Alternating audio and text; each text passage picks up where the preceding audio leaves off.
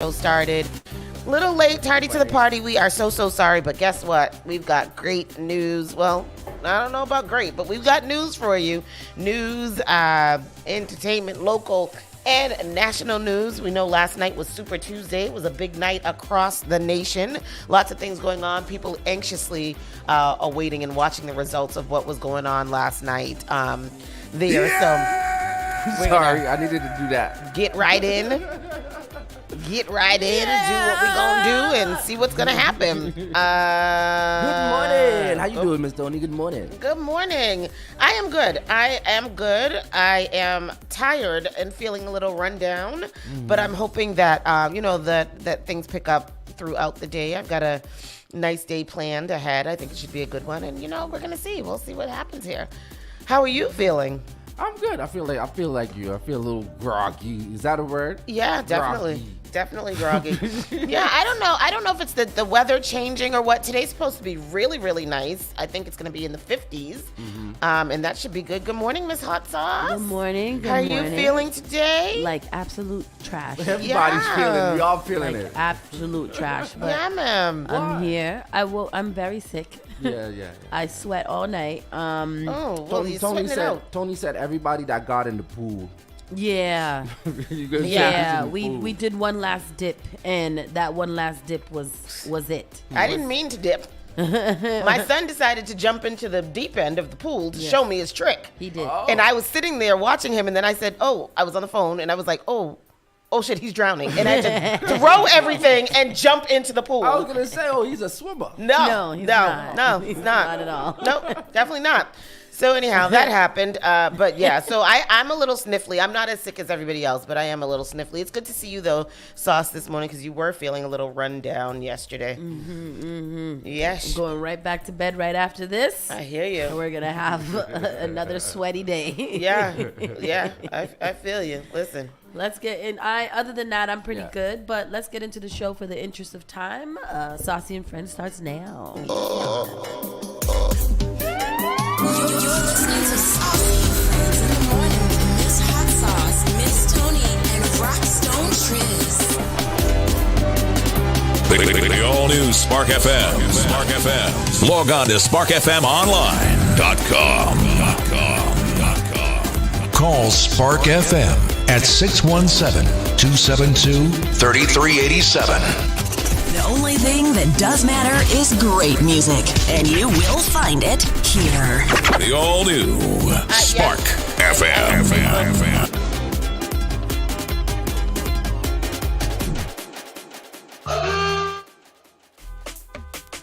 Yes. We are back. Today is, what is today? 3/6. Today is March 6th already. Wow. March is, what do they say? March comes in like a lion and out like a lamb. Never heard of that before. Are you kidding me? I have never heard of that. That is a thing to say. March comes in like a lion. It comes in like a lion and out like a lamb. Really? Y'all never heard that? No. Yeah, in like a lion and out like a lamb. Oh. What does that mean? You know the old saying about March, in like a lion, out like a lamb? Well, this year it's certainly true. As I write this on March 1st, I don't know what it means. I don't know. That's too many words. I don't know what it means, but it's definitely a saying that has always... I'm going to start utilizing that. Yeah. I'm going to utilize it a lot. Some say it's connected to the weather, while others believe it's connected to the stars and the constellations. We'll take it. So today is the 6th, and it's going to be a high of 52 degrees today. Yeah. It's going to be humidity of 89%. Oh my! It is 8 miles per hour. Precipitation be 40%, so it is supposed to rain at some point today. But it's going to be a high of 52 and a low of 43. That's not bad at all. Yeah. I'm not mad at it at all. I'm not either. It got two little raindrops, so I don't know if that's going to be a little drizzle or if that's going to be a rain. But it looked like 2 rains is going to come. 2 rains. 2 rains is going to be here, so make sure that you guys get your your little rain jackets and your ponchos. Drip drop is going to happen. How's the internet today? Good. Okay, good, because I did call them last night. It's gone now. Oh, Lord. No, it's back. It's back. Mine is It's still there. here. Yeah. And I was able to log on pretty quickly today too, so that's good. All right, because I got to make sure that when I call these people that they listening to my cries. When I first came in, it wasn't working. Oh. But it's working now. Okay, good, because that makes me happier than I was before. So that is the weather today. It is approximately 9:40 a.m. and we're gonna get started with the Around the Way, aka the local news. Miss Tony alluded that it was, well, she didn't allude. Everybody knew that it was primaries yesterday. I know. It was the primaries yesterday. When is that? April 22nd? It was the primaries yesterday for the Presidente. And on that ballot, I did get a pop quiz. Carlos did warn us about the wards. Yep. I didn't know. I saw the wards and I got immediately intimidated. Like, what is all of this? Oh. But then I realized that when somebody pointed out to me that you're going to choose the whole group. Yeah, you could choose the whole group. But then I got confused because I was like, I see people on both sides. There's good people on both sides of these groups. I don't know what to do here. I saw like my good friend Daniel Tavares. He came in here and sat down one time. Hey, it was Daniel. and it was some other couple of other people that I was on both groups. So I blank voted that. I didn't know what to do. So I was like, all right, sorry. I lost. I quit this one. But I did Joe Biden, and we got the Democratic one. So Joe Biden was on there. And that was it. That was it. You guys already voted, right? Yeah. Yes. Yeah. I'm a super voter. It was actually pretty busy. Was it? But I went around 4:00 and over by my way it was pretty busy. I haven't seen it that busy in a while. Yeah. Well, no, over there mine was completely stark empty. Well, I went right after the show, so probably I picked up CK that's from earlier. school, and then probably like around 11:30 I went to vote, and there was nobody there. There was nobody there so much that they sat down and made conversations with me and CK, and I was like, "Hey, this should only be 2 minutes." Y'all should have been in there working. For real, I might do that one day. One of these election seasons, I might go volunteer to vote. I heard they make good money. I mean, you've always wanted to be a poll worker. You want to go to the results? Yes, let's go to the results while I get into the. Yes, let's go to the results. Here's the clip right here. Voters need to know. Well, today, Super Tuesday, looks is nice typically today. a day when a third of all the delegates are up for grabs. And also today, it is usually determined who the front runner of each party will be. But it appears that President Joe Biden and former President Donald Trump will be going for a rematch this election. So here's what you need to know on this Super Tuesday. Polls here in Massachusetts, they open up at 7 o'clock this morning and they close at 8 p.m. Now, in order to vote, you must be a U.S. citizen, a resident of the state you're voting in, and 18 years old before Election Day. There's no same-day registration in Massachusetts, so if you missed the deadline last month, you're out of luck. Now, Massachusetts has open primaries, which means that independent voters can choose to vote Democratic, Republican, or Libertarian. If you already registered for a certain party, you can only vote for that party. Even though Trump and Nikki Haley are the only Republicans still running, there are a few names of candidates who have dropped out that are still on the Republican ballot. Biden is on the ballot with 2 other Democrats still running, even though he has the clear lead. And there are 5 candidates on the Libertarian ballot. So also, too, if you have a mail-in ballot still, you haven't put it in the post office box, don't put it there. You have to bring it to an actual voting location or a drop-in box there. That's the only way it will be counted, because it has to be turned in by 8 o'clock this evening when the polls close. And then shortly after that, the workers will start tallying all the votes, and we likely will find out the winners of the races shortly after. For now, reporting live here in Quincy, Kelly Sullivan for your local station, Boston. No, she didn't tell us. We didn't have. So across the Massachusetts, voter turnout was low for Super Tuesday, but people who cast their ballots said that they wanted to make sure that their voices were heard. I don't like the way the country is going, and the only thing I can do is vote, said Tom Wilkins of Worcester. At Worcester's YMCA, Tom Wilkins was one of only a handful of voters to make it to the polls. I'm curious to see what was the percentage of people that went out to vote yesterday. I was still getting ripped to shreds on Instagram for calling Trump supporters racist, and that's not nice of me to do. Up until last night. So I don't know what's going to happen. The last thing I saw was Biden obviously won the Democratic vote. Yep. And Trump killed Nikki Haley. Killed her. Like he stomped her into the ground, Yeah, which was terrible. She's supposed to Concede? stop. Yeah. What is it? Suspend her campaign. Is it concede? What is it? Concede or concede? Concede. Yes. Today, Yeah, he plummeted her. Yeah. And I'm pretty sure he's going to use that on his campaign Oh, trail yeah. because that was pretty interesting. Oh, let's see what he says. He'll probably make some joke about cowboys and Indians. Biden and Trump's win Massachusetts. I mean, of course, Massachusetts is sad That's that thanks it's a in blue part state. to Massachusetts voters who gave the former president the 40 delegates up for grabs here. 64% I'm Trump. happy, very happy, and I know everybody here is In very happy. Yeah. We expected it, but I Joe think Biden, it speaks to the 82%. trend that's happening all over the nation. We're seeing 10% all no the other preference. states come in for him as well. Nikki Haley had hoped to pull off an upset here, like in D.C., but that was not to be. Math comes into play here. Really, what you need in order to be a nominee is 1,215 delegates. So will Haley remain in the race? As long as two things continue to happen, the donors stick around because you looks can't scared. fund a campaign without a donors, and the volunteers stick around, and the momentum is continuously there. Meantime, President very Biden took optimistic. Massachusetts, the Democrats awarding him 92 delegates. I think we all have known for quite a while that the two nominees are likely to be Donald Trump and Joe Biden. And Joe Biden will show the American public what he showed them 4 years ago. 129,000 votes. He is the candidate who is there fighting on behalf of the American people. With Super Tuesday going into the history book soon, it's looking more and more like another Biden-Trump face-off in the general election in November. I don't know why we're saying it's looking more. Nikki Haley is not she would have to pull off some type of miracle and win everything in the next. I don't understand, and I think it's a little too late for that. But I don't know if she's did worse than what what's the lady Bill Clinton. What's her name? The girl from Alaska. What's the one from Alaska? Paula Dean. No, her name was put lipstick on a pig. What's her name? What was her name? Paulina. No. It's something like a Paul. Sandy, what was it? What's the name? What was the lady? Schneider, that was, come Haley, on. Haley. No. No, Schneider. The Paulina. She had the little boy. His name was Blanket.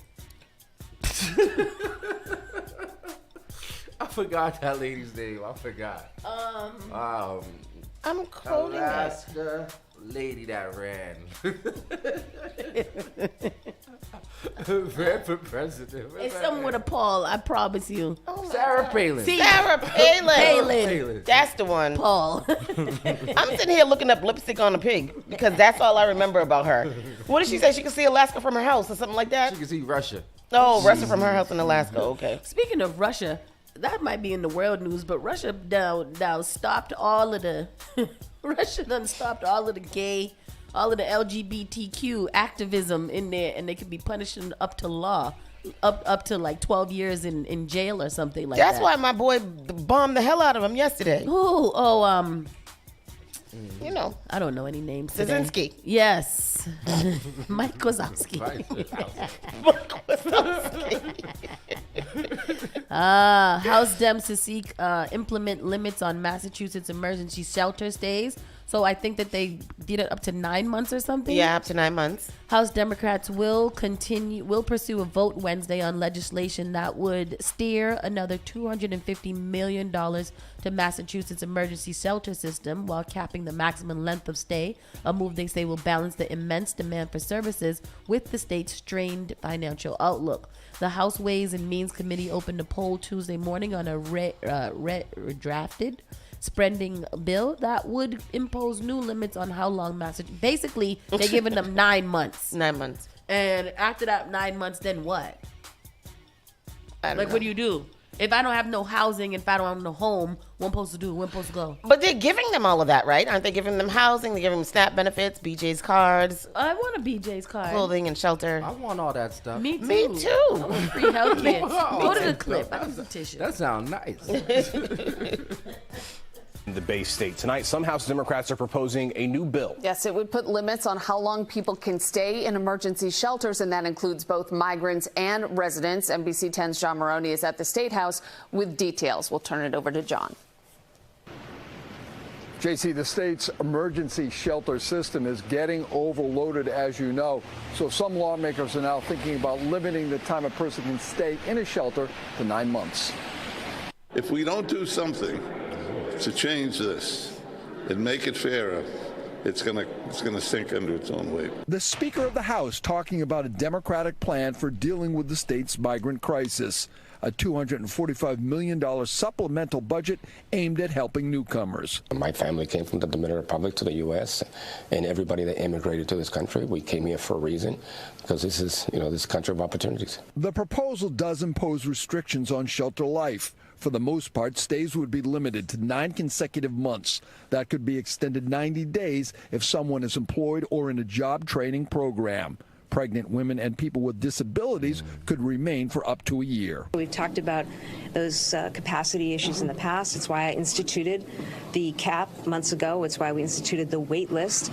So I look forward to reviewing what came out of the House. Under the bill, the governor would be asked to seek federal waivers authorizing work for people living in shelters, and tax credits totaling $10 million would be available for companies willing to train them. How do we manage the long-term cost of this program that has gone from a $300 million a year program to a $900 million a year program? Doug Howgate of the Massachusetts Taxpayers Foundation says the state needs to look at ways to control its own costs. We certainly can't rely on federal action anytime soon on either a policy or a financial footing. And so how do we manage through this problem?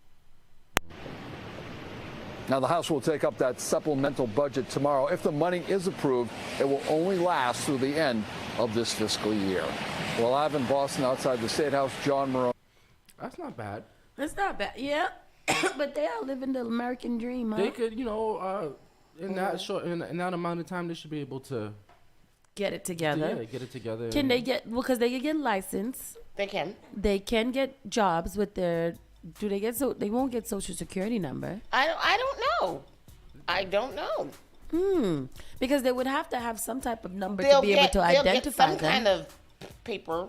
Yeah. I'm pretty sure that I just believe that if you are going to house migrants, that they should be able to work. Mm-hmm. And maybe you don't, and there's a lot of jobs that need workers. Restaurants, marketplaces, all kinds of stuff. I believe that if you are here, you should get that little limit of time, and then you should be given working papers in order to make a living. You're gonna be here, you gotta pay taxes. Yeah. You gotta do everything else that the rest of us are doing. There's a lot. Chick-fil-A's hiring. Did you forget what you was gonna say? You said, I believe. I don't know what else. But all these places are hiring. All these people are, all the Old Navy, all of them. Let them people go in there and stack the floors and fold the clothes and stuff like that. Make them feel like they in here making a living. I bet you they going to grow into the company quicker than most of y'all lazy mother. I definitely believe that as well. I need to go buy some shelter, see if I can find some people to do the lawn. Yes, yeah. No, but seriously, they do want to do all kinds of work. They want to get whatever. Just a gut for the fish covered in chicken. No, seriously, listen, get in. These people want to work. A lot of these people who are here want to come here. They want to get their working papers. They want to be able to work. They want to be able to, to make a livable wage. And even though you can't do that here, but like they want to do stuff. They're not here just to freeload. So, you know what? I'm wondering. I'm not gonna say this out loud, but I know that that's what I'm gonna do when I get rich. What is that? I'm not gonna tell y'all. No, what I'm gonna tell, but maybe somebody else will get it before. Like, how come nobody don't just build a big place and then make all the rooms like $500? Like very, very super livable, and then you do have that 12 months that you can be here, that you're paying this amount of rent. That's a really great piece of income right there. Like having this steady income every month from all of, like, one of these schools should make all of the schools that they trying to move different schools to. Somebody should just go in there and make it livable, and then charge people a small wage because they got jobs and stuff. Transitional housing or something like that. I don't think we think simply here. We want to take things and we want to dig deep within the system. Everything has to be policy and policy. It's not that serious. Policy. Get a building, an empty building, and make it good enough for people to live in and to bathe and eat and stuff like that. Charge them rent. Yeah. And then you go about your lives. I don't understand. Boston health inspectors suspended a restaurant's permit to operate following the discovery of numerous health violations, including rodent activity. Yes. Rodent. Frite, a Haitian restaurant on River Street in Mattapan, cannot regain its permit until Boston Health Department holds a hearing about the issues. I never heard of Frite. Frite, it's right there. It's right there. It's next to them people. What's them people on River Street? What's their name? It's next to the Jamaican restaurant, but Yeah. you know, Raphael, the people love right taste. Something Yeah. nice right now. Yeah. Restaurant. Yeah. You got the right one, baby. Owner David Krang first received licensing for Frite restaurant in May. Has anybody ever gone there though? No. Okay, I know where it is now in my head. I've seen it. Yeah. I mean, it's right there next to your dentist. Because when we always say what's the best Haitian restaurants, ain't nobody ever say Frite. No. So I'm not saying I don't have it. I've never been there, so it's probably Maybe that's great. why. And if you have, then let me know. But he said according to he received his licensing for Frite restaurant in May 2022, according to records. An inspection conducted on February 26 found a lack of thorough sanitizing practices, blocked hand washing sinks, improperly stored food, and evidence of heavy rodent activity. Heavy. The inspection also revealed the restaurant had not renewed its permit and an emergency closure was enforced. A follow-up inspection on March 1st, after a new permit had been paid for, showed no improvement in conditions. And there is the end of the story. And it's a no for me, dog. It's an absolute no. I mean, we know that all restaurants might have a little rodent here and there. Absolutely, 100%. But a heavy rodent infestation. That sounds Yeah, that's not okay. And then blocked hand washing sinks amongst no thorough sanitary things. Like you're just not trying. You're not I trying. want Larry Jordan to stay out of the car. Yo, you got to go. You gotta shut up. You gotta get out of here. I ain't gonna put that one up. We gonna keep that. I don't, because I'd be wondering how that place stays in business for so long to relocate and and all of these things. Because that demographic of Trinidadians, in particular, love that food. It don't sit well in our systems, but there's a different demographic of, it's the natives. They can stomach it. We, however, can't. I cannot. No. A Boston nonprofit speaks out in favor of proposed state ebony alert system. Oh, yeah, we heard about this before. This is a special alert system for our black and brown children. Yeah. So they're speaking out to get it done here. So we'll follow up with that when there is some actual updates. We do know that they're just trying to get them going. A Boston woman is convicted of second-degree murder in a 2020 Roxbury playground stabbing. On the playground? Y'all remember that? No. I remember we talked about that. What was it about? Well, they got into a fight and she stabbed her on the playground. I think there was cracks. Oh, not a cracks. A Boston woman, Mary Fox, 42, was convicted of second-degree murder yesterday after stabbing a man in a Roxbury playground in 2020, according to the Suffolk District Attorney's Office. The fatal confrontation emerged from a dispute over payment for a drink, which escalated into a deadly encounter on Clifford Playground. Fox is said to... That's right. Ain't that what it? Ours is Mary Hannon, but there was somebody. Clifford is right around the corner from that. Okay. Details of the incident reveal Fox arguing with Disrick on August 3rd. That concluded with her briefly leaving the scene, only to return with an accomplice. After an argument about a drink with Disrick, Fox stabbed him in the chest while he was either sleeping or just waking up on a park bench. Damn. As we see in every homicide, a reckless, dangerous decision drove the action that took Mr. Disrick away from his friends and family forever and forever, altered the course of the defendant's life. Police responding to the scene found Disrick suffering from a stab wound. He was pronounced dead after being rushed to Boston Medical Center. Damn. What was the drink? Do you think it was one of those little pouch drinks that people make and sell at the parks? Hooch. Hooch. I don't know, but he was. You stab somebody to death over a little. And they sleep. And they drink. Yeah, he was just getting out of REM. That's weird. Why would you do that? I don't know. She's convicted, and that's what she gets. She said, however, she later confessed to stabbing, claiming self-defense and assault by Desrick and Mass Live reported. The details surrounding the lead up to Desrick's death remain a patchwork of witnesses' accounts and the sobering finality of violence aftermath. That was a very dramatic and poetically written statement. So I'm glad that they got that person off the street who likes to stab people because they don't pay her for drinks. So that is something that we have to be, thankful for. Mad Dog 2020. It had to be. That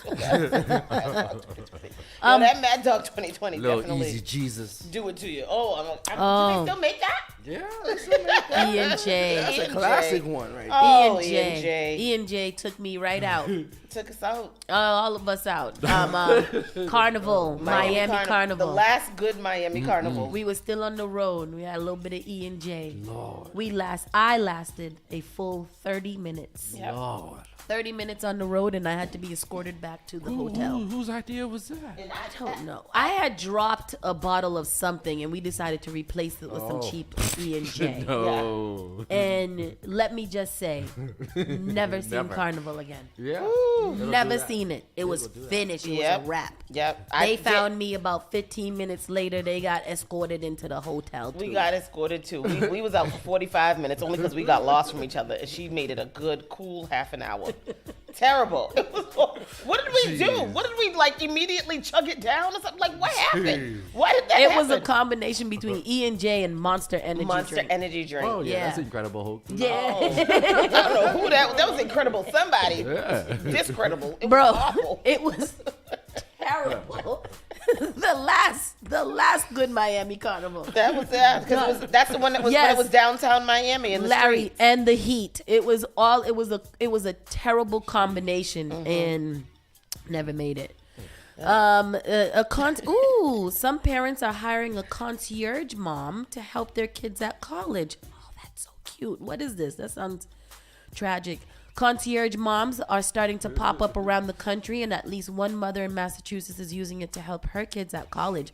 What does a concierge mom do? The service is aimed at children who are living far from home and parents who want someone on the ground locally to assist when needed. Some students welcome it, while other psychologists warn it may be a hindrance to development. The service, called Mindy Knows, is the brainchild of St. Louis native Mindy Horowitz. She noticed the need for parent assistance for students who live far away. Her service is currently in 4 colleges, including Hartford University. It will expand to 4 more next year. They help more than 100 students in St. Louis alone. 2 of their clients are Jacob and Lily Cream, the children of Kim Cream and Newton. Let's go to this because I am interested. Or across the country. Okay, so exactly what do these moms for hire do? WBZ's Mike Sullivan found out. College is a time to find oneself, a place to fly the nest and leave parents behind, sort of. There's no hard stop to parenting, just because your kids are in another state. Kimberly Cream has 2 children, Lily and Jacob. They go to Washington University in St. Louis. The pair of psychology majors are from Newton.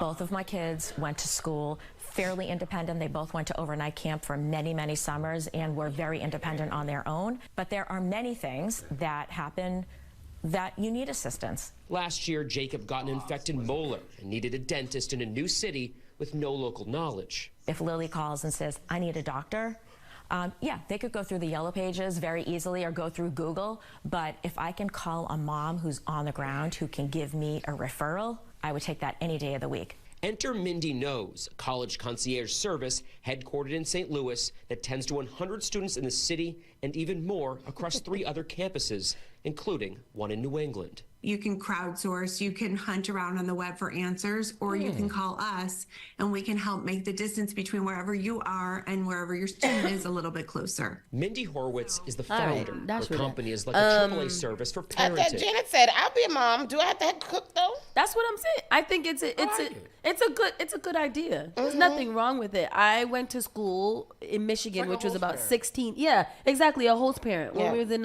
Metco, they give you the host parents. They don't do that now. Yeah, which is crazy. They don't do that no more. Yeah. Wow. I just found that out last month, which is terrible because you do need somebody on the ground. Like I said, I went to school in Michigan, which was really, really far away from here. Oh, yeah. And I wish that I had like a host, like a mom when I got sick or if I needed to go to the hospital. A little rent-a-mom. Yeah. That's dope, you know. I like it. It's a good idea. They said that some people are opposed to it because they they feel like it hinders development. Those are probably or those people that independence. say that after 18, my child is an adult and Yep. they should be out by themselves. Mhm. So I don't believe in that because, Yeah. like they've started out, we realized this weekend. Yeah.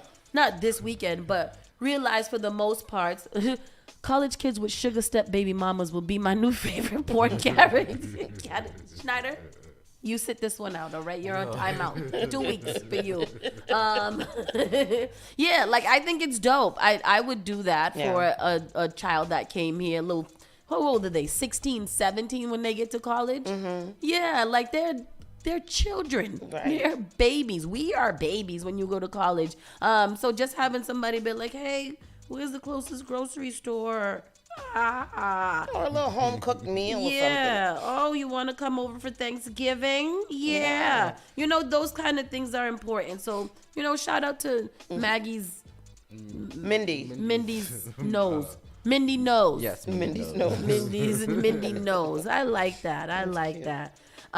What else do we have here? Guatemalan 5-year-old.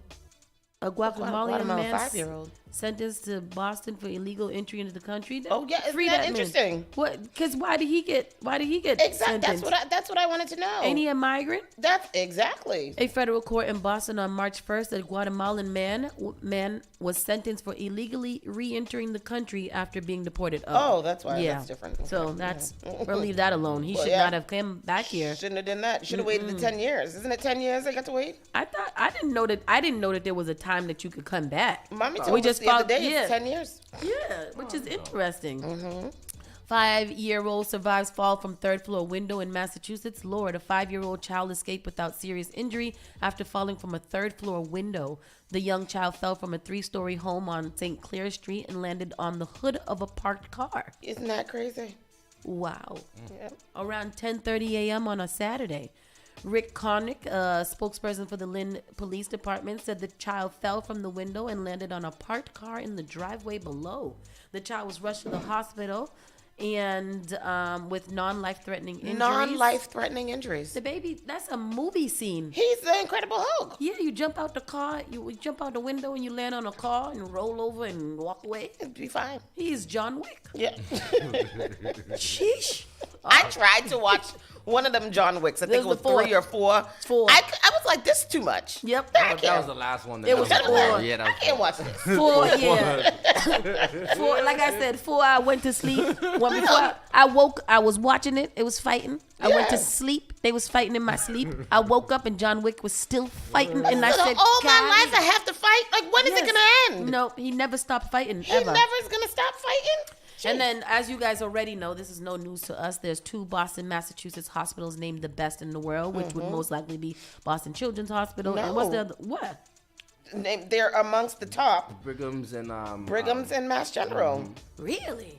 Mass General number 5, Brigham number 19 in the world. Really? That is awesome. Where did Children's come in? I don't know, because Children's is always up there. Children's is always like the number 1. Right. So I don't know. I didn't see that on that brief On that briefing thing that I read. Let me see. Boston. Oh, number 5. Yeah, Mass General Hospital.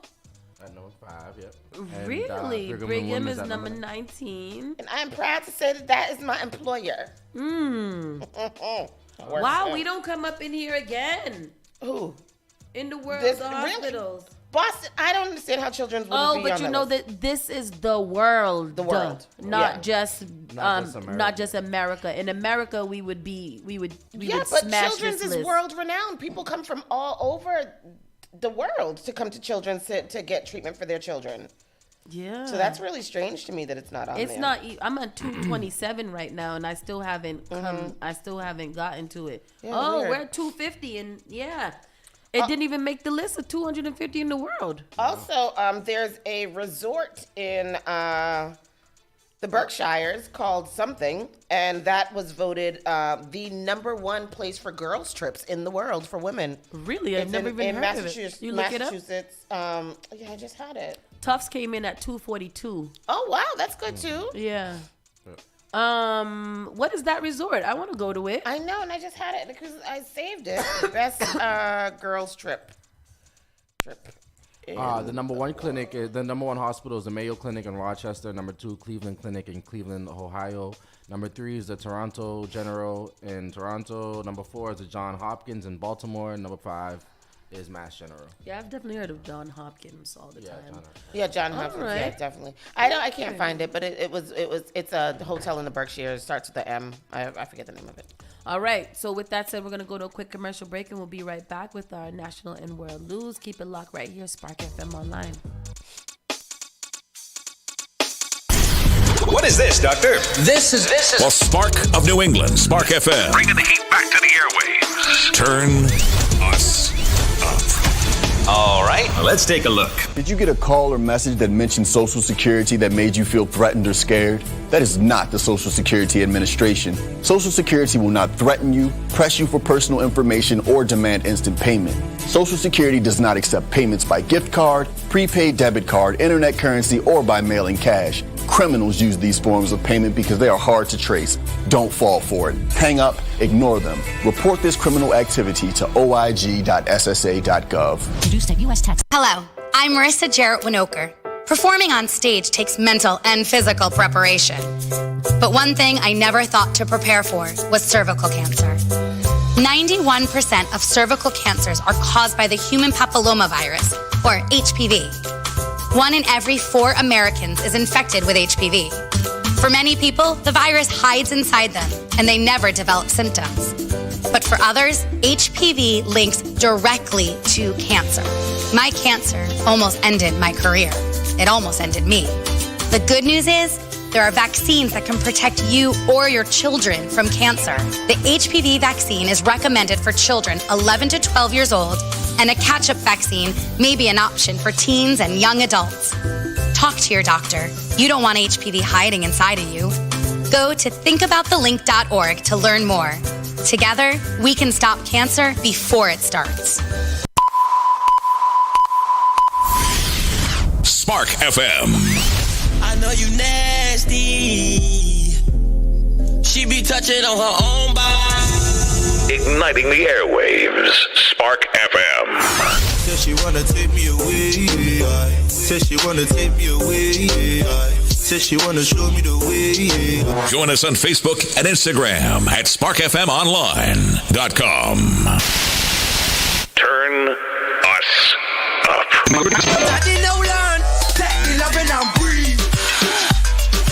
Spark FM.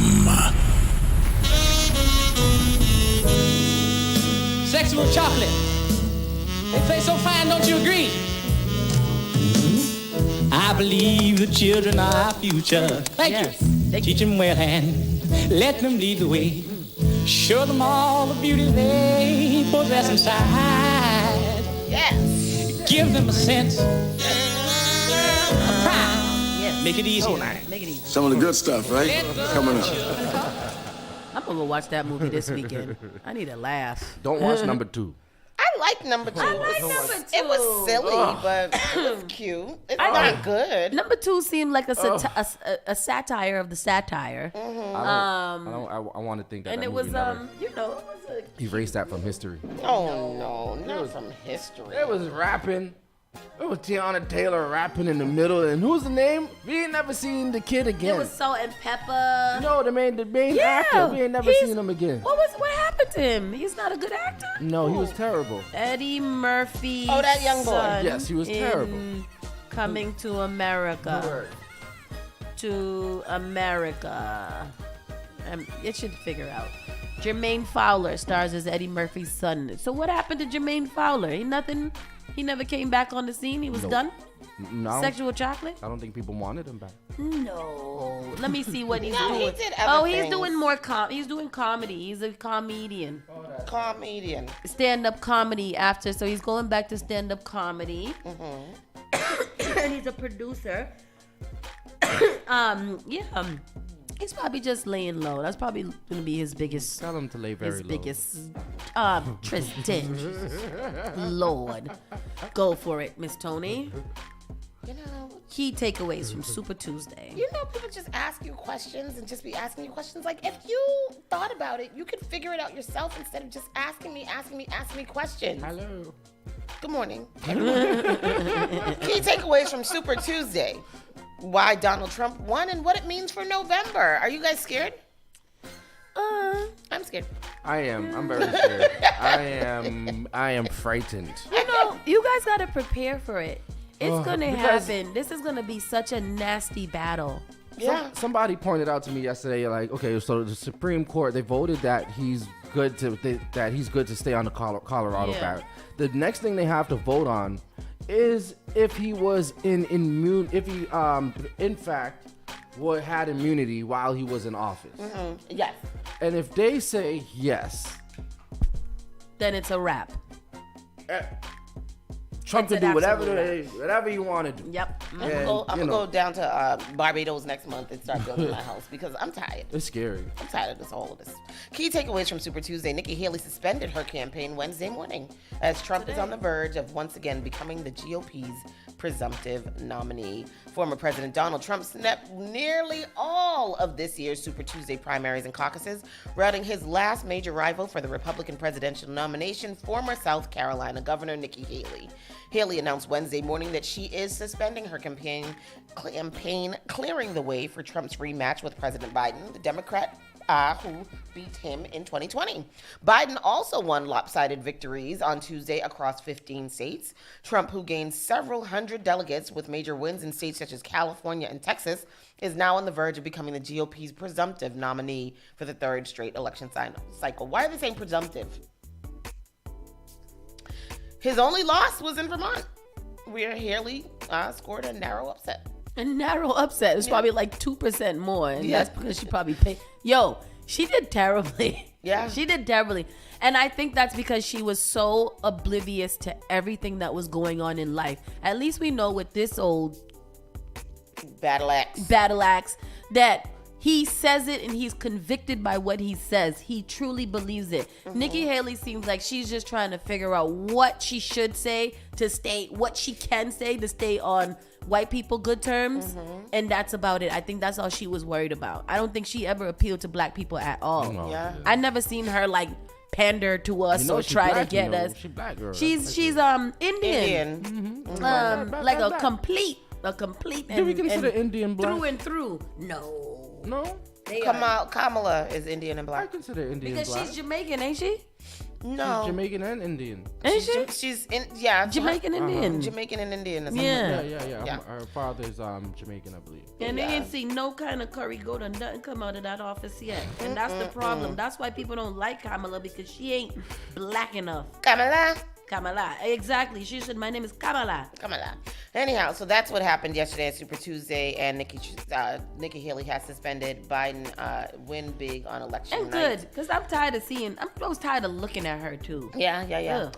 A woman wins $3.8 million verdict after a SWAT team searches the wrong home based on the Find My iPhone app. I think that we talked about this earlier or sometime last year. Little old lady, 78-year-old woman, who sued 2 police officers after the wrong home was searched by a SWAT team looking for a stolen truck, has won a $3.76 million jury verdict under a Colorado law. I have an immediate question. Yeah. What? She was looking for they were looking for a stolen truck? A stolen iPhone? I thought stolen truck. You said stolen truck. Yeah, they were looking for a stolen truck. Yep. Read that whole first sentence again. 78-year-old woman who sued 2 police officers after her home was wrongly searched by a SWAT team looking for a stolen truck has won $3.76 million. Are you hearing what you're reading? Yeah, they were looking for Were they looking for the freaking truck in her house? In her house. Was it a toy truck? No. It was a big truck? It was a truck. And they thought that they would find it in her house? Thought they would find it in her house. Oh, okay. So it's a new Colorado law that allows people to sue police over violations of their state constitutional rights. A jury in state court in Denver ruled in favor of Ruby Johnson late Friday, and the verdict was announced Monday by the American Civil Liberties Union of Colorado, which helped represent her in the lawsuit. The lawsuit alleged that police got a search warrant for the home after the owner of a stolen truck, which had 4 semi-automatic handguns, a rifle, a revolver, 2 drones, was he going $4,000 cash, and an iPhone inside. Tracked the phone to Johnson's home using the Find My app and passed that information on to police. Let's see her. Yes, please. Go ahead. According to Colorado jurors, That hefty verdict was just handed down to the 70 Why is that playing? searched, all thanks to the Find My iPhone app. I see stuff like this on the movie, but I didn't think it'd ever happen. This body camera video was taken on January 4th, 2022. That's when Denver police SWAT teams rushed to the home of Ruby Johnson. Johnson, a retired grandmother, says she had just gotten out of the shower when she heard a command from a bullhorn outside telling anyone inside the house to come out with their hands up. All right, boys, we're here. Anyone inside, 5380. You just come out the shower. This is what you're hearing? Denver police approached Johnson's home with a warrant in hand for a laundry list of stolen items, including a truck, several semi-automatic handguns, a rifle, revolver, 2 drones, $4,000 in cash, and an iPhone. Investigators used the Find My iPhone app to track the stolen goods to Johnson's home. The only problem, Johnson hadn't stolen anything. Do you have anything on you you're not supposed to? Huh? Do you have any guns or knives? What? No, I don't have. Body camera video shows Denver officers speak with Johnson, who came outside in only a bathrobe. Officers explain they have a warrant to search her home. I'll tell you what's up. So nobody else is in the house, man? No, nobody else is in the house. Okay, so they got a search warrant for your house. Okay, there was some evidence that they believe is in the house. That's when Johnson tells the officers she lives there alone. She says there's no one else inside because she keeps her doors locked.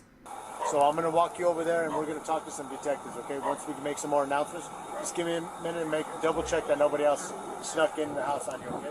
Okay. What's your name, ma'am? I can't sneak in the house because I keep my doors locked. Oh, good for you. Because I'm in here by myself. Oh, you are? Okay. My name is Miss Johnson. Okay, Miss Johnson, just give us a second and then I'll get you over to those detectives, okay? Okay. Oh, poor lady. I wonder if she related to us. What's she gonna do with all that money, Auntie? Auntie, she look, she's like, I live by myself. I lock my doors. Ain't nobody getting in my house. Poor thing. Well, good. She's good. She's doing good now. $3.8 million. $3.8 million. So did they why was the phone tracked to her house? You know the Find My app kind of gives you a general vicinity, I guess, and they probably just busted in there like that. Poor little thing. 78 years old. So she sued them. She sued them, and thinking that she had such a good disposition about her. You know what I mean? Like she was nice. St. Louis TV station KMOV under fire after anchor uses outdated racial term on air. So a St. Louis television station is under fire after an anchor mistakenly described minority homeowners as an outdated, offensive, and racist term. Television station KMOV issued an apology for using the term on February 26th while previewing a story about racial bias on home appraisals. Tonight, colored homeowners are sounding the alarm when it comes to undervalued home appraisers. Anchor Corey Stark, who is white, said on air. Oh no. Corey. J.D. Sosnoff, the vice president and general manager, and Stark tried to do the damage control over the apparent slip-up as criticism grew over the cringe remark. It was in an original script as homeowners of color and was inadvertently changed and mistakenly read on air. Ain't that an Anchorman moment? Colored, yes. Colored people. Oh, father. The station regretted the error and quickly apologized to viewers in a pair of broadcasts last week, he added. One of the apologies came from Stark. The word should have never come out of my mouth, and it does not reflect who I am or what First Alert 4 represents, the newspaper reported him saying. Poor thing, the National Association of Black Journalists assailed the error, calling it outdated, offensive, and racist, while noting St. Louis' population is 43% black. The organization said while there have been multiple apologies by the station, it wants employees retrained and wants KMOV to better recruit and retain black staffers. They don't even got to retrain anything. They just got to tell people that, like, what are we training? We're not training these grown men. Yeah, we just have to have them to be a little sensitivity, a talk, a memo, an email. Like, y'all got to... y'all got to be aware of the climate that we are in, and y'all got to be a little bit better. But I would like to see it, to see what, like, as soon as it came out of his mouth, what did he do with his face after he said it? I would have closed my eyes and went, if they can't see me, I can't see them. What is it? What is it? Colored homeowners. Colored homeowners. Colored homeowners. He said they've interacted with Corey Stark, and at no time have I ever felt that about him. They don't feel that he's a racist, And I he's don't probably think he's just a racist not. either. Yeah, it was a slip up. It was a bad slip up at that. Anybody's seen Anchorman, you know that he literally reads whatever is on the thing, and I think at one of the things they put a question mark at the end of one of those things. It was like, "Good evening, San Diego." So anyway, more remains found as a love triangle is eyed as a possible motive in the Long Island body parts case. Y'all heard about the Long Island body parts case? No, but I feel like you're gonna tell us. Oh Go my for gosh! So, days after human body parts were found in a park on Long Island, authorities Tuesday announced the discovery of more remains and at least one arrest. Details about the suspect and the charges have not been released. Two sources familiar with the matter told the news that investigators are looking into whether a love triangle was the motive. The suspect allegedly chopped up his girlfriend and the man he believed she was cheated with. The two sources said it was not immediately clear whether other people helped the killer dispose of the body parts. The Suffolk County Police Department started its investigation after a student walking to school found a severed arm at Southern's Pond Park on Thursday morning. A cadaver dog discovered a leg and another arm in the area. A head, parts of a leg, and a third arm were recovered later. The body parts appear to have been discarded recently. Suffolk County's investigation led authorities to 3 locations: a home on Railroad Avenue, a wooded area, and a state park. Additional human remains were found on Tuesday. None were found Monday, and they just keep finding body parts. What is happening? Investigators believe the body parts found last week and the human remains discovered Tuesday are those of the same victim. One of the victims, a 59-year-old woman, has been identified, police say. Her name is being withheld until relatives are notified. The other victim, a 53-year-old man, has been tentatively identified. Their last known address was the same location in Yonkers. However, it's unclear when they last resided there. The investigation is ongoing, and police said the case appears to be an isolated incident with no threat to the public. How do you coolly just chop up people's bodies? Like it's not cool. I don't know what I'm saying. Like you just kill people and then you casually just chop their body pieces, their body parts up and just spread them. Like you're going to different transporting places. them? Yeah, you're going to different places and you're just throwing a couple out the window or walking into the forest and leaving them there. Like what manner of man are you? What is it? What is wrong with you? And of course, that's in Babylon, New York. Babylon, New York. It's not Florida, but it's New York. And then this last story, which is just really kind of crazy. A man crashed his snowmobile into a parked Black Hawk helicopter, and now he's suing the government for $9.5 million. How come they don't never sue Fast and Furious people? Because that's exactly what happened. He was able to fly his car out of the helicopter and then land on a train, and then the train flipped over, and that would put him right in the position in order to kill the bad man. Oh wow! So he might win this though. Because he was parked. Because why did he you? might win this. Ouch! Because why is the Black Hawk helicopter on the people's snowland for? Good question. It's a good question. Had it not been there, he wouldn't have crashed into it. Jeff Smith is whizzing along on a snowmobile one evening a few years back when something dark appeared in front of him. And then he didn't stop? Yeah, he hit his brakes, but he couldn't avoid clipping the rear tail of a Black Hawk helicopter parked on the trail. On the trail. The March 2019 crash almost cost Smith his life and is now the subject of a federal lawsuit by the Massachusetts lawyer. He is demanding $9.5 million in damages from the government. Money he says is needed to cover his medical expenses and lost wages, as well as hold the military responsible for the crash. The last 5 years has been surgery, recovery, said Smith, who lost the use of his left arm, suffered respiratory issues since the crash, and hasn't been able to work full time. Oh, wow. Honestly, right now, it feels like I'm in the worst place than when I first had the surgeries in 2019.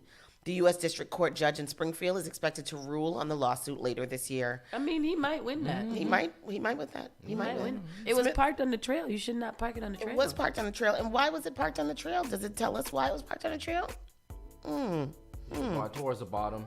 What does it say? Tell us. Our argument from the beginning has been that it's incompatible to have a helicopter land on an active snowmobile trail. The Army internal investigation showed pretty clearly that the crew knew that they were landing right before or right after on an active snowmobile trail. What bad could happen there? You know, helicopter on a snowmobile trailer where folks go fast. Yeah. They got that. Yeah, but then they said they found no negligence by the crew and believe they complied with all applicable regulations and laws. Furthermore, given the particular circumstances of this incident, I am not convinced that using such chem lights or similar devices would have prevented the collision, because they're saying that the helicopter should have been lit up if it was on the trail. No, he just shouldn't have landed on the goddamn trail. Why couldn't he land not on the trail? Like, why did he have to land on the trail? He had a beer with dinner, though. Oh, you see? Oh, got him. He was drunk. Was a movie with Denzel? He's the pilot? Yeah. Captain Morgan. No, not Captain Morgan. Pretty much, yep. If he had that, then he's definitely in trouble. Anyhow, that is the national news. That's all we have there. We'll keep you up to date on what happens with this case, because it's very interesting. Yeah, very, very interesting. I want to know, like, if he gets that, I'm about to go. I'm not going to do that either, because I don't want 9 surgeries. However, you got that, bro. Yeah, man. Well, and he's a lawyer too, so. Oh, is he? Yeah, he better get Harvey and John. Anyway, that's that. That's the national news. All right, we got about a half an hour left. We're gonna go to another commercial break. When we come back, we'll get into our entertainment and find out what's going on with your favorite celebrities. Keep it locked right here. Spark FM Online, #1 for urban and Caribbean music. Let's start with the big question. How are you? The all-new Spark FM. JP Morgan Chase is making a global commitment to break down barriers to drive inclusive economic growth all over the world. We believe there is a pressing need to help more people move up the economic ladder. That is why we are investing in communities and people to create an economy that works for all, because no community should be left behind. Right here in Boston, we're focusing that work in Dorchester, Roxbury, and Mattapan, among other neighborhoods, on improving financial health. These efforts aim to address the key drivers of the racial wealth divide head on.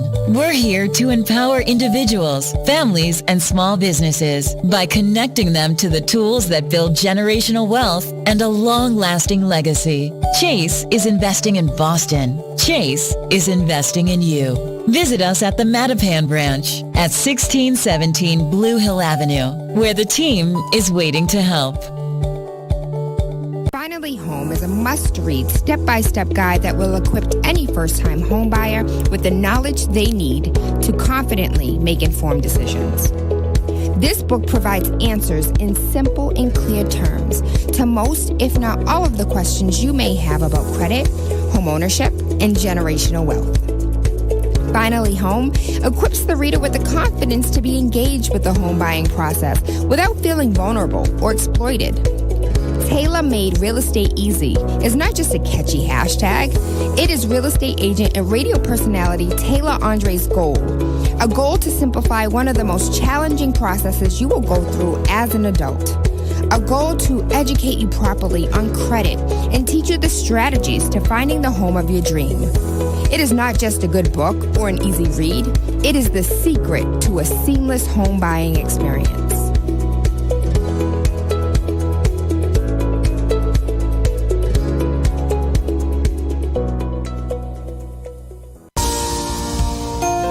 Want to give your baby a head start? Get the best protection against flu and COVID-19. Because their immune system isn't fully developed at birth, babies need additional protection. When you get vaccinated while pregnant, it can keep you and your baby from getting sick. As they get older, this can result in more time in school and daycare for them, and more productive time at work for you. Vaccines are safe and effective for children as they grow. No matter where you are on your pregnancy journey, flu and COVID vaccines can boost your and your baby's natural defenses and protect your family. Stay up to date with your vaccines. Stay healthy. Talk with your trusted healthcare provider today. Brought to you by the Boston Public Health.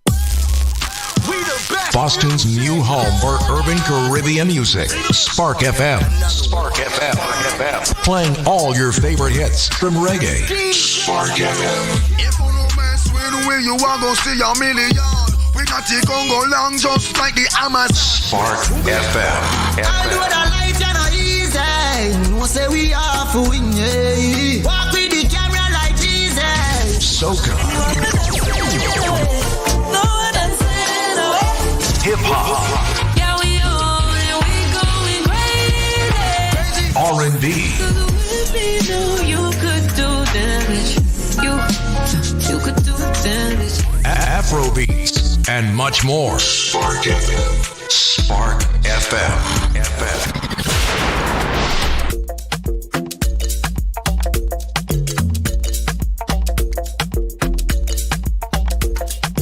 Spark FM Online, number one for urban and Caribbean music. We are back in the building, and it's time for our entertainment report and our entertainment news.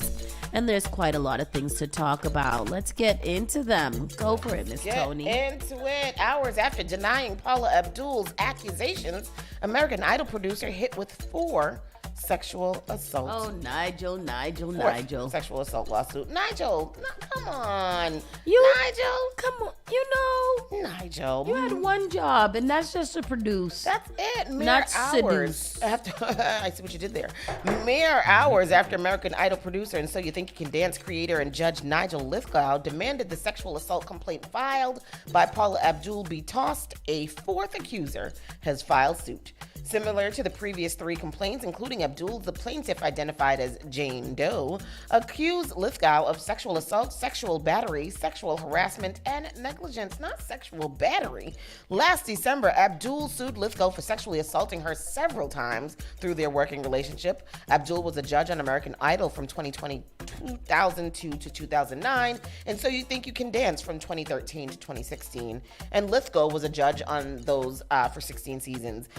Abdul claims the first incident occurred during American Idol's initial seasons. She alleges that the second incident happened when she visited Lithgow's house to discuss business opportunities.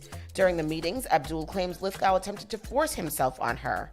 Ms. Abdul's legal representation did not immediately respond to the request for comment. On January 2nd, 2 contestants from the reality game show All American Girl, which Lithgow produced and directed, sued Lithgow for sexual assault. I've never heard of that reality game show. Me either.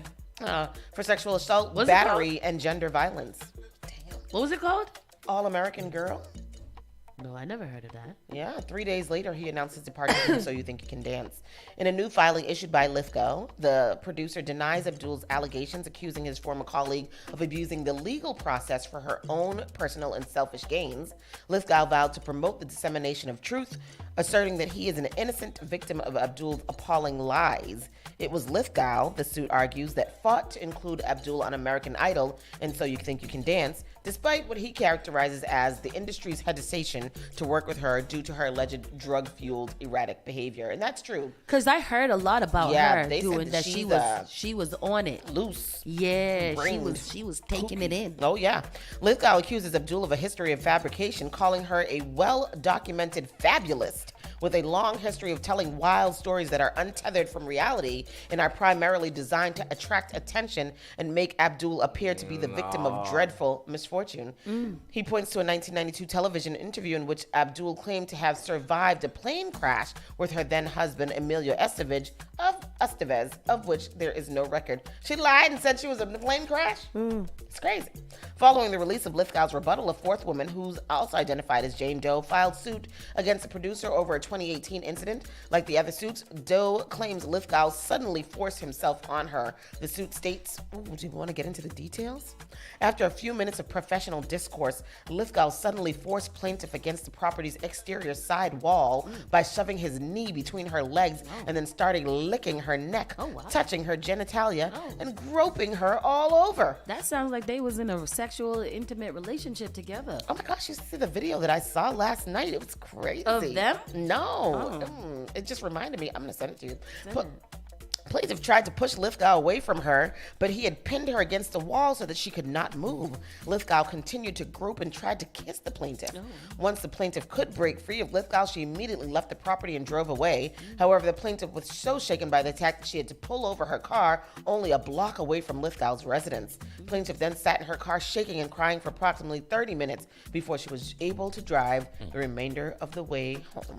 That does sound like an aggressive sexual approach. I know. He shoved his knee between her legs and then, oh my God, to the wall. I mean, if I was in a nice relationship, I'd like that. I know. It's just but if I'm like that, and girl, what you say to me? What?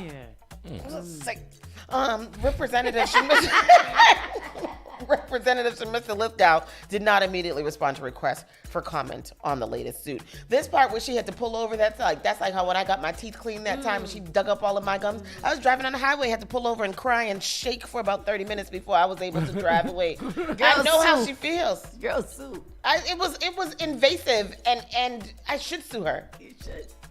I should sue her. Anyhow, that was that news. What do y'all think? Do y'all? I mean, like if it was just Paula Abdul, then it would have been like, oh. But now that all these other people are coming out and the stories are so consistent, you know what? I hate to say like you have to have more people. Yeah. But I mean, Paula Abdul said that she was in a plane crash that never happened. Yeah. So it would by be default, hard to believe she her. kind of cancels out herself. But you know, like all these other people coming out, where there's smoke, there's fire. We've seen. I live on two sides of the tracks with that. I believe that monkey see, monkey do. And also where there's smoke, there's fire. So I don't really know where the line ends. Like where the monkey sees smoke, the fire is so he do it. Yes, that exact thing. Okay. Tired of y'all. Yeah, all right. See? Journalists are always trying to put things together, and it ain't. That's why they got journalism is dead. Whatever. Don't let me. I'm gonna call the Association of Black Journalists on you so they can defend me. Chris Brown owes nearly $2 million to the bank after failing to pay loan to buy Popeyes locations. What? Chris Brown, if you don't give them $2 million real quick, and if you don't open them Popeyes and make your $2 million back real quick, I'm gonna be very upset. I wonder if Chris Brown owned that Popeyes up there in Carbon Square that they never opened. Probably do. Chris Brown owes $2 million after franchising 2 Popeyes restaurant locations. A Los Angeles court ordered Brown, 34. He's 34. He's such a grown man, Christopher Brown. And his investors to pay the bank $1,760,654.11 after they failed to make payments to a City National Bank loan initially taken out in 2018 for the purchase of 2 Popeyes locations. They confirmed the judgment on Tuesday, March 5th. City National Bank initially sued Brown in September of 2023, alleging that the rapper and his investors owed the large sum of money. Brown has a 30-day window to respond to the ruling, or City National Bank can begin collection efforts in the state of California, which would include the seizure of assets including property, money, and wages. So does he have the Popeyes? Like, are they in operation? I know. Franchising the Popeyes locations is hardly Brown's first foray into the... It doesn't say food ownership. The musician is the owner of 14 Burger King locations. Good for you, Christopher Brown. U.S. confirmed the news of Brown's lawsuit the same day he announced the 11/11 tour with Arya Starr and Money Long. Oh, who's Arya Starr? I know that name. I know Arya Stark from Game of Thrones. There we go. But I don't know who Arya Starr is. And Money Long from TikTok fame. The forthcoming tour, set to span from June 5th through August 6th, he's going to be in Boston in June, is in support of his 11/11 album, which was released in November of 2023. Brown also made headlines last month when he claimed in a lengthy Instagram statement that he was uninvited from the NBA's All-Star Game weekend. I was asked by the NBA to play in the All-Star Game this year, only for them to call later and say they couldn't do it because of their sponsors like Ruffles. At this point, I'm sick of people bothering me, and I'm tired of living in the effing past. He has also shared alleged screenshots of emails welcoming him to the All-Star Weekend in Indianapolis, revealing that he would have played in the NBA ESPN All-Star Celebrity Game. Why Ruffles don't mess with him? No, he was supposed to play in that All-Star Game, and then they had called him, told him Jersey, told him everybody was in the team, and blah, blah, blah. And then last but not least, they hit him up like a couple days before and was like, oh, no, you can't play because one of our sponsors doesn't want it, and it was Ruffles. Ruffles did respond and said that they didn't have anything to do with it, but you know you had something to do with it. Yeah, that's what it says. After name dropping Ruffles in his social media post, the potato chip brand issued a statement in response. Ruffles sponsored the NBA All-Star Celebrity Game. However, Ruffles did not have any involvement in nor visibility to any player decisions or celebrity invite discussions, they wrote. Ruffles had no input on the Celebrity Game rosters. The sports organization added. Brown has experienced a series of up and downs throughout his career, starting in 2009 when he was arrested for domestic violence after assaulting then-girlfriend Rihanna. Brown ultimately pleaded guilty, receiving 5 years probation and community service. Years later, his ex Karrueche Tran was granted a 5-year restraining order against Brown in 2017 after an alleged violent altercation and text messages. I didn't know that. I did not know that. Oh, Christopher Brown. Oh, Crystal. Yeah, I know about the Karrueche thing. I remember reporting about that when I was in the other place. Because he was harassing her. He wasn't like knocking her out or anything like that, but he was in love. He wanted his woman back. He did love Karrueche. Yeah, he did love Karrueche. This is really, really. He didn't love that lady. He like controlling her. He loved Karrueche. He loved Karrueche.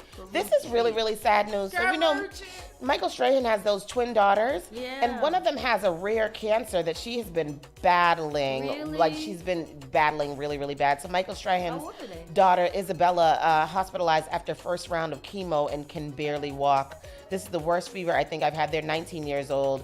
She said after being hospitalized twice and needing an unexpected surgery. Poor thing. They had this bright red curly hair, and now her hair is gone. Michael Strahan's daughter Isabella is sharing the difficult recovery following her first round of chemo for her brain tumor.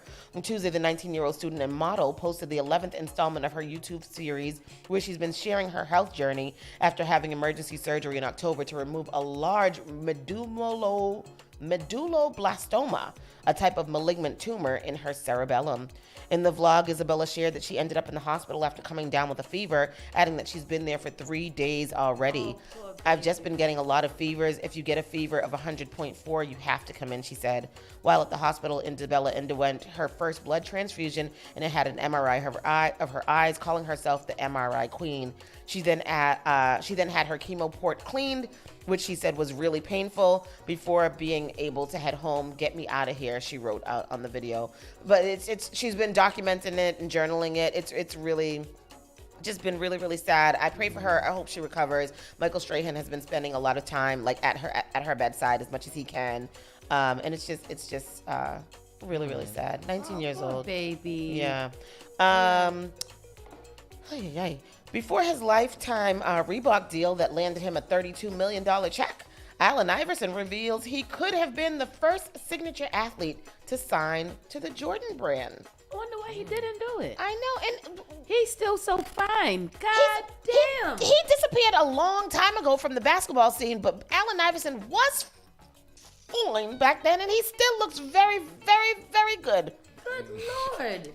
God didn't spare nothing on that man right there, except a little, what I hear about him one time? He's not very tall, but he's all right. He's taller. He's 5'11", ain't he?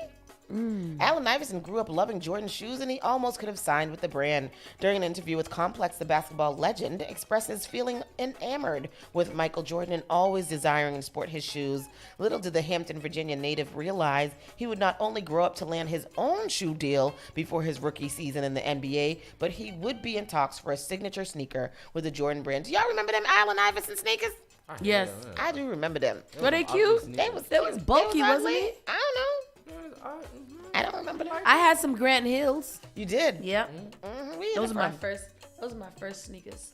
My first designer sneakers. Was Grant Hills. Where you get them from? Who got them for you? One of your boyfriends? Probably one of my boyfriends. Probably Rudy. I'm telling mommy. I had a pair of Iversons, but they weren't nice sneakers. They were What they very look like? Pull them up. Let me see. Sports Illustrated mentions that when Iverson was drafted to the NBA in 1996, he caught the attention of every major sneaker company. The Jordan brand even created a prototype named after Iverson's nickname, Bubba Chuck, to entice him. Had he signed the Jordan brand, he would have become its first signature athlete, Sports Illustrated reports. However, Iverson found Reebok to be the most convincing in its pitch. Remember that like it was yesterday, because that was a big decision for me, Iverson told Complex. Just looking back on it, I feel good about the decision I made for the loyalty from Reebok and our relationship. Still fine. Keep it going. He received $800,000 yearly, as well as $32 million trust fund that he will have access to in 2030. Wow. 2030. Once more, he most recently rose to the ranks of Reeboks once again, moving into the role of vice president of basketball, joining Shaquille O'Neal, who is president of Reebok's basketball division. Oh, that is nice. But didn't Allen Iverson stop playing basketball a long, long time ago? Why is that? How tall is he? Did you find out? I don't know, but he's tall enough. 5'11" is not short. How tall is... Oh, he's 6 feet. Yes, he's a tall guy. He's tall. He is tall. Okay. Yeah, sorry. Look, I got the sneakers up on the screen right now. What is? Okay, here is it. Oh, yes, I remember these. I do remember those. I remember these Did quite you a have lot. these in pink? No, like I you didn't had have. these. No, I wouldn't have bought these, but I do remember seeing everybody with them on. They had and a hexalite. What the hell is a hexalite? A hexalite something. Look at him and Mike over there shooting on each that's other. That's not Allen and Mike. Oh, who that was? They was just comparing the sneakers. Yeah, because I was going to say he always had braids. They said Allen Iverson was originally casted for He Got Game, but they went with Ray Allen instead. Ray Allen's fine too. Ray Allen is not fine. Yes, he is. He looks like a He little Got Game. Purdue chicken. He looks like a... Allen Iverson had everybody rocking braids back in the day. He did. Allen Iverson, they said, was like the forerunner of fashion and fashion and hip hop for the NBA. He was and the I think answer. I think that's really dope. When did he retire, though? Because I feel like it was a long time ago. Yeah, Ray Allen. I mean, Ray Allen is cute and all, but in that movie, He Got Game, he had a scene in He Got Game where made all the girls fall in love with him. He was doing nasty October 30th, 2013. Why he retired so early? He said he lost his desire to play. Sometimes, I mean, yeah, I can see that too. Like, I'm already rich. I want to sit down. I want to be in the court. But how many seasons? How many seasons did he play? Oh, see, that wasn't him yeah, crossing Mike. I just figured that's why they put it there, that it would be him. I didn't even see the other guy. I didn't even see anybody. I just thought that it was them. He played for 14 seasons in the NBA. Oh, wow. He retired so young. How old was he when he retired? I don't know. He's only 2 years older than me, though. My type. Run up in DM. President Joe Biden and Cookie Monster are both sick and tired of shrinkflation. President Biden and Cookie Monster. The Sesame Street figures wants more cookies per dollar, while the snacker-in-chief bemoaned the loss of potato chips per package. Beloved Sesame Street, S is for shrinkflation. Beloved Sesame Street figure Cookie Monster lashed out at companies hawking their food wares at the same price, but with less actual product, a practice known as shrinkflation. Me hate shrinkflation, the Sesame Street character told his 626,000 fans on X. Me cookies are getting smaller. And it was a sentiment shared by the White House, which responded Monday, C is for consumers getting ripped off. And then President Joe Biden himself, speaking at a White House event Tuesday, embraced his cookie-loving blue pal and called out aggressive, profit-driven food companies. I'll tell you who did notice, Cookie Monster. He pointed out his cookies are getting smaller, paying the same price. I was stunned, and when I found out that's what actually happened, The snacker-in-chief took particular aim at potato chip makers. Even as supply chains are back to normal, some companies are still not passing along the savings to their Because consumers. I think that we do need to talk about this. We It's a do real need to talk about conversation. this. So the little, like you can buy the little box of snack packs of chips, right? Yeah. So I buy the little 10 packs of it comes with Doritos and hard Cheetos and whatever. Those things are like $14. Yeah. For like 12 bags of chips. And each one of those bags of chips only about 6 of them in there. About 6 chips. Yeah. About 6 chips. You know what? It's a better value if you go to Price Right and you go and you buy those 2 for $1 little bags of chips. Yeah. You just get a whole bunch of those, and that's Because what you get. I don't understand why they don't fill the bag up with the chips. Me Like you open either. a Ruffles package and it's literally just a small layer at the bottom of the bag, and they smell like Ruffles just catching strays today. But you know, like you gotta fill the bags. Like Yeah. if you're gonna be charging us $14 for a bag of chips, you gotta fill the bags. Seriously. Like that's it. Yeah. There's not a lot of conversation that needs to be had about it. Fill the Exactly. bags. In a 3-ounce bag of chips, there's 1 ounce of chips. Yes, that's stupid. Ridiculous. That's not even. You got to eat 6 bags of chips. No wonder why we's obese. This is why we need reparations. Yes, absolutely. This is why. And then very last story. Kid Cudi resumes old habit to cut back on weed. Don't worry. Tristan, take this one away. So did he have? So I get is his weed habit terrible? What do you consider a bad? What do you consider too much? Let's ask you two. Is there a? I mean, anything done in excess is obsessive. So period. But like, how much it would be too much that people should be concerned about whether he is. It depends on if it's stopping him from being productive. Then you know. But Yeah. I mean, Snoop Dogg, who was the weed man, right? He's famously known for smoking. How many blunts a day did Snoop smoke? And He has a profession. He has a professional blunt roller. Yeah, professional blunt No roller. one ever questions Snoop productivity with smoking weed. So what are they worried about King Cudi for? Everybody's different. It affects everyone differently. So Did I ask? I think we've asked this question lots of times here. Like in the span of one day and a spliff, how many spliffs do you go through a day? Janet, answer 2. Yeah, Janet too. anywhere between 5 and 15. You 5 and what? How many said what? 5 and 15. Tristan said 5 and 15. 5 and 15. Yes. How do you 5 and smoke 15 15? all day? What is that? 50 is not even that. Are you up that many hours? Yesterday I probably smoked like 7 blunts, 8 blunts. God damn.